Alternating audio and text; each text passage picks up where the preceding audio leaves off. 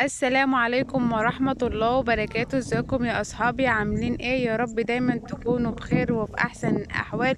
كل سنة وانتم طيبين. النهاردة 19 شعبان، يعني خلاص ما عادش حاجة عن رمضان.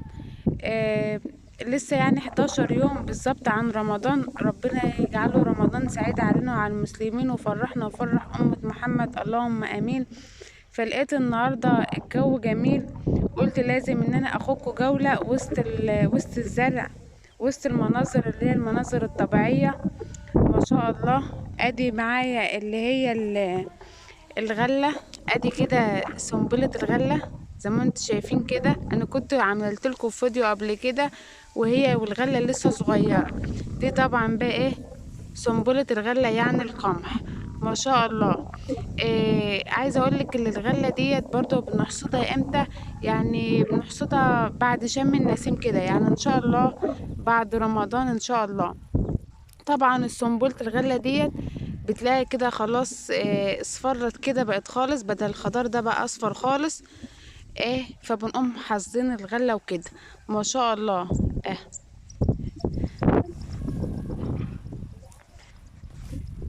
ما شاء الله. شايفين؟ ادي الاجواء جميلة ما شاء الله. واديني انت عارفين يعني بتقومي من النوم الصبح، اول ما تقومي كده من النوم الصبح لازم تفتحي ان انت شبابيكك، تطلعي الطاقة السلبية وتدخلي طاقة ايجابية. حتى لو بحيث ان الجو هوا وكده، لازم ان انت بتقومي تفتحي من كل يوم الشبابيك وكده. ما شاء الله. شايفين الاجواء؟ ما شاء الله. واحنا في شهر امشير، طبعا زي ما بيقولوا عقله صغير، يعني حبة يشمس وحبة يشتي، مش منتظم يعني.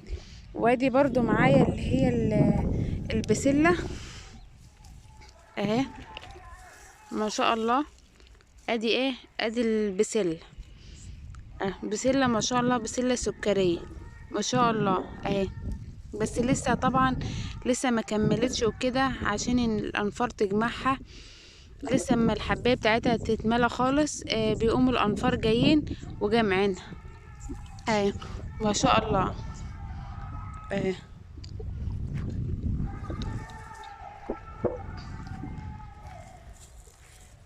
والله عايزه اقولك برضو ان تمشي كده وسط المناظر الطبيعيه بتبقى الاجواء ما شاء الله حلوه يعني.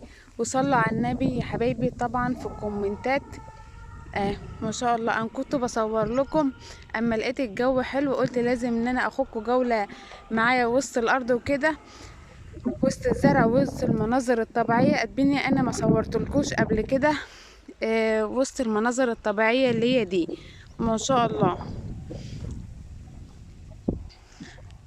وما شاء الله برضو ان والسما صافيه وجميله اهي. ما شاء الله. دي بقى طبعا ايه؟ كل دوت زرع اللي هو الغل. ما شاء الله.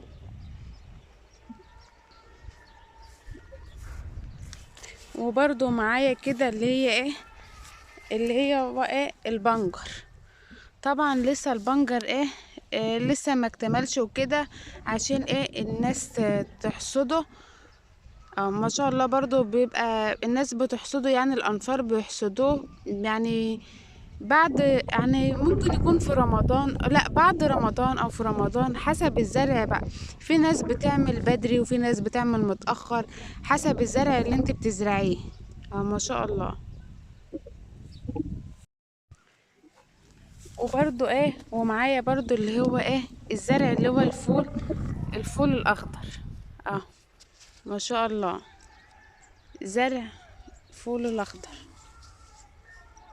في ناس بقى بتزرعها حوالين اللي هي الربة يعني البرسيم. في ناس بقى بتزرعه في البنجر زي ما انت شايفة بالشكل دوت كده، زي ما تحبي بقى. في ناس بتزرعه على الجسر كده حوالين الغلة. اه ما شاء الله. وادي برضو معايا اللي هي ايه؟ الربة اهيت. زي ما قلت لكم برضو ان في ناس اهي بتزرع حوالين الربة اللي هو البرسيم اهوت. في ناس بتزرع حوالينه فول، فول اخضر. شايفين؟ ما شاء الله. ما شاء الله. اه شايفين؟ بسم الله ما شاء الله.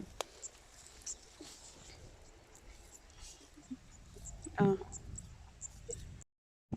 وادي الربة اهيت ما شاء الله صغيرة اهيت.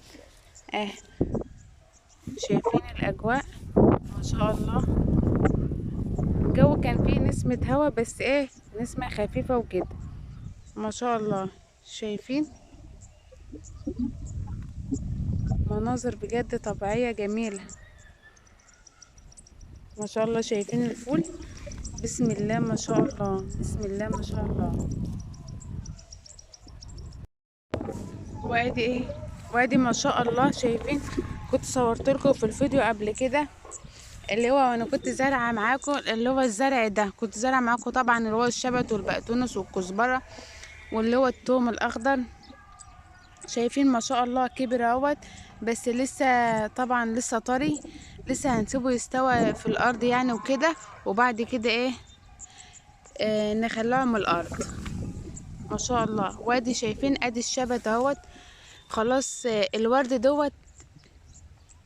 دوت هنسيبه لما هو ينشف كده، وبعد كده ايه نمسكه ايه نحمصه، وبعد كده بيبقى ايه تقاوي وكده ما شاء الله.